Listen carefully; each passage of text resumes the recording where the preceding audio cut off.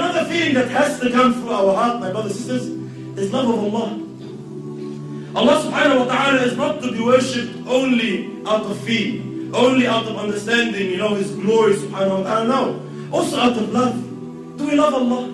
Do you miss Allah subhanahu wa ta'ala? Don't you sometimes feel, Allahu Akbar, wallahi in dunya, in worldly relationships, you miss a friend, you pick up a phone and you call him. Say, Wallah, why are you calling me? Wallah, I miss you.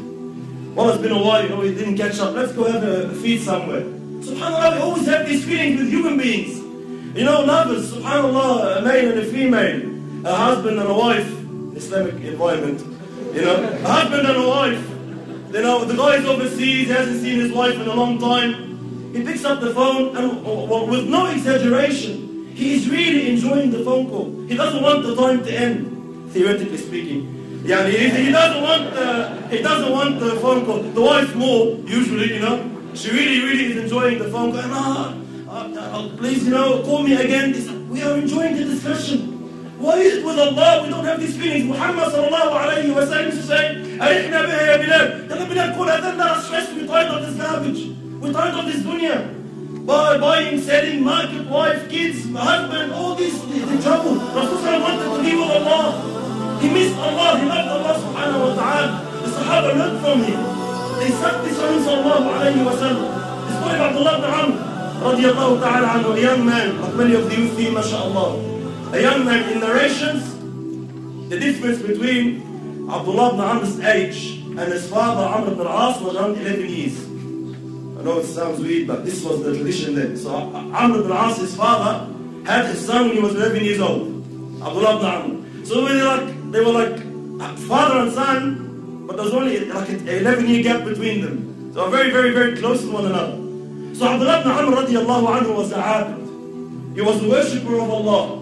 No mucking around, no joking, fasting every day, tahajjud every night, all night. Fasting in the morning, Allahu Akbar. Dhikr of Allah, ibadah, da'wah, ilm, name it. He was one of these youth that dedicated themselves to Allah to the extent that his father had to force him to marry. He's one of those people that the father had to actually, now get married. And it wasn't because of work or because he was falling in haram. No, he was dedicated to Allah. He didn't have time to think of these things. SubhanAllah. They don't exist in our time. So Abdullah ibn Amr radiallahu anhu was forced to get married. Allahu Akbar. I want you to imagine the feeling going through a young man's heart on his wedding night. What do you think of? Our youth are smiling, I know. Your wedding night, the first night, that's it, And for them, he didn't have he didn't meet his wife for 10 years beforehand. No. It's the first time to see his wife. It's the first time to actually, probably see a female in Medina. He actually is seeing, they're full of shahwat, they were true men, they're full of desire. And Abdullah ibn Amr radiallahu anhu says to his new wife, Allahu Akbar, please allow me to pray 2 rakat. Allow me to pray 2 rakat. In this time, he's thinking of Allah. In that time, we pray. I don't want to speak about myself, but people that pray Isha on that night, they probably pray 5 rak'at, 3 rak'at. He can't think properly. Abdullah ibn Amr radiallahu anhu in this time is remembering Allah. He's focused on Allah. SubhanAllah, he's there, emotion. He's saying, please allow me to pray. How can I spend the night? Not that. He wants to pray salah. He starts praying and takes off. Forgets about his wife, forgets about his newlywed, mashallah, dressed up for him beside, he's praying until Adhan al-Fajr. He forgets his wife in the first wedding night till Fajr. And then Fajr time comes, he's not going to miss his fasting because he's newly married. No way! He goes, sorry, tomorrow, inshallah. Next day, same thing. Allow me to pray 2 rak'at. Forgets again. 3rd day, same thing. Forgets again. 3 days, the wife is there, he's there, nothing happened. SubhanAllah, Amr ibn al-As, the father, comes. He wants to check on his daughter-in-law.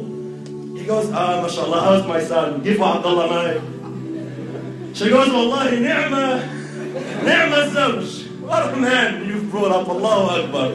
لم يفتش لنا كنفا ولم يطأ لنا فراشا. I don't know, I'm still in bed waiting, nothing happened. So Abdullah ibn Amr ibn al-As grabs grabs his son from his, he grabs it from his abaya and takes him to Muhammad and says, deal with this guy, I can't deal with him anymore. So Muhammad says to him, no, you fast one day on, one day off, you don't pray tahajjud all night, a portion of the night you pray, a portion you sleep, your family has a right, your wife has a right, Deen has a right. He gives him the balance. But look at them, forget about the story. The man forgot his wife because of salat.